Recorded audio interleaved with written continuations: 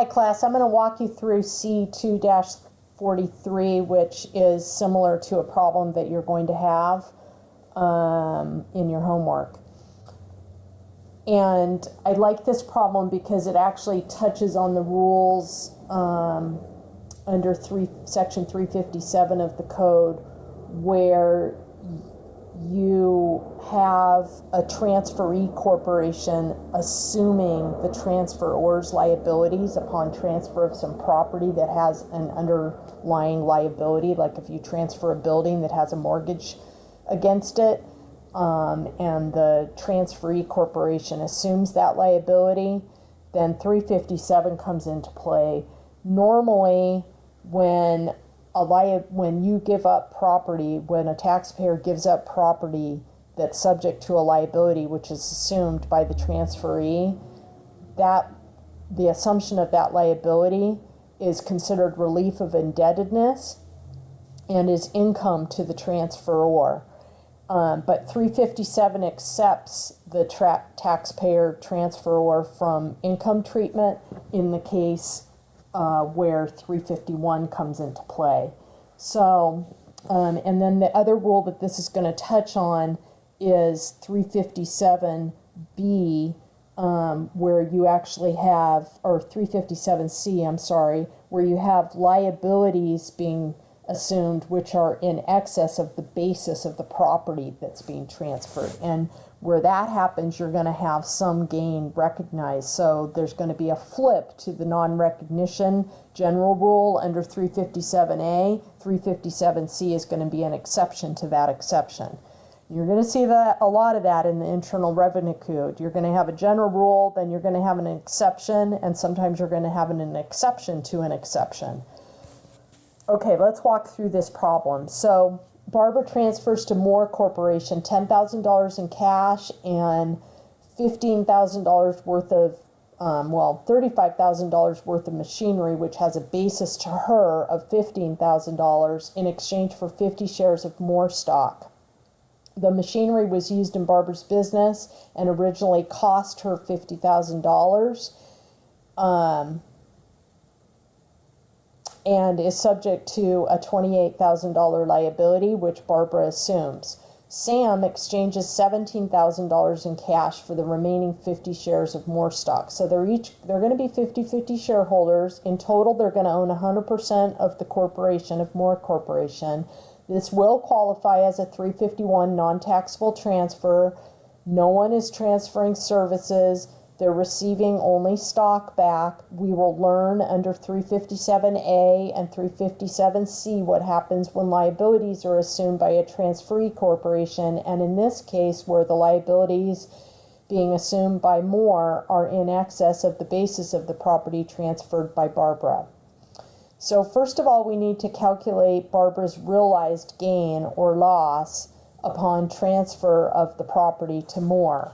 So her amount realized is actually the fair market value of the stock, which we get from looking at the fair market value of the stock in terms of Sam's transfer of cash of $17,000 in exchange for 50 shares. So we know that the fair market value of the stock is actually worth $17,000. We can't really get that from looking at Barbara's facts, but we know that since she receives 50 shares also, the fair market value of her stock has to be $17,000 also. And then we have to add to that the amount of the liability assumed, because even though 357A accepts you from income treatment, it tells you that you do include the amount of the liability assumed in your proceeds for the purpose of calculating your realized gain. So 28 plus 17 is 45. That's total proceeds. Total basis that we gave up is $15,000 plus 10, so we have a $20,000 gain, realized gain. How much of that is she going to recognize? Well, if the basis of the property transferred exceeds the liabilities assumed, then 357A tells you that you will have no recognized gain here because the liabilities assumed will not be equivalent to cash received by the transferor. So, but in this case, our liability of $28,000 that's assumed by Moore actually exceeds the total $25,000 basis of the property transferred by Barbara. So, and it's in excess, it exceeds it by $3,000. 28 minus 10 plus 15 or 25. So 28 minus 25 is 3. So she's actually going to recognize a gain of $3,000. Now we have to determine what the nature of that gain is. Is it capital or ordinary? And you look back to the nature of the property that's being transferred in order to determine the type of gain. And this is actually used in her business. It's 1231 gain. And so we're going to, however, we know that she originally bought it for $50K and now it has a $15,000 basis. It's machinery, so it's 1245 property because it's been in her business for several years. It had to have been because she's already depreciated it to the tune of $35,000. So we know under section 1245 that she's going to have to recapture the lesser of the gain or the total amount of accumulated depreciation as ordinary income. The amount of ordinary income is 3. The amount of the accumulated depreciation is $35,000. So the lesser of that's 3. So she's going to have ordinary income of 3. Let's check our answer here. Good, I'm doing good so far. And what is Barbara's basis in the Moore stock? Her basis in the Moore stock is going to be calculated as follows. You look at the basis in the machinery transferred, which is $15,000. You add to that the cash transferred of $10,000, so that's $25,000. You add to that the gain recognized of $3,000, so that's $28,000. And you subtract from that the amount of liabilities assumed by Moore of $28,000. So 28 minus 28 is 0. She's going to have basis in the Moore stock of 0. And by the way, this is discussed on page 2-24 of your text. There's actually example 2-37, which goes through it. It's a nice example, and the previous two pages discuss 357 rules. So I advise you to go through and look at that yourself. Requirement C, what is Moore's basis in the machinery? So now we're looking at the transferee's basis in the property transferred.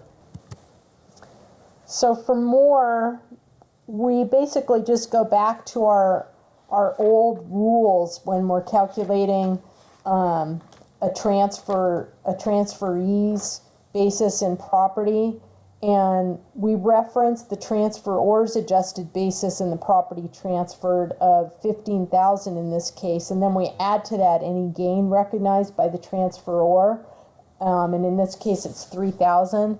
So Moore's basis in the machinery is going to be $15,000 plus 3, or $18,000.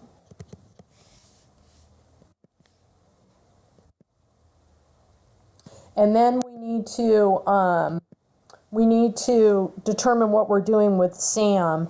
So Sam recognizes no gain or loss. His is easy, right? He just exchanges cash for shares of stock, and his whole transaction qualifies under 351 with no exceptions under 357 or he's not receiving any boots, so his is pretty easy. And then his basis in the stock is $17,000. That's easy too. He just has an amount equal to the cash. And now we have to determine the holding period for her stock, for Barbara's stock. And it's going to include the holding period for the machinery. And then Sam's starts on the day after the exchange date.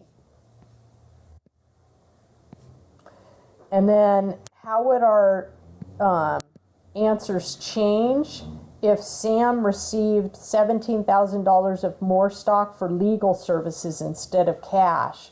So it's going to have you go through this whole problem again, but under a change of facts where Sam is actually providing legal services worth $17K instead of cash.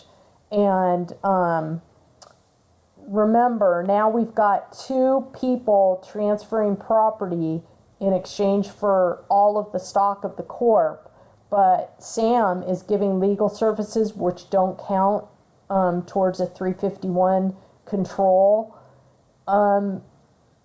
test in 351 to determine non-taxability of the total transaction.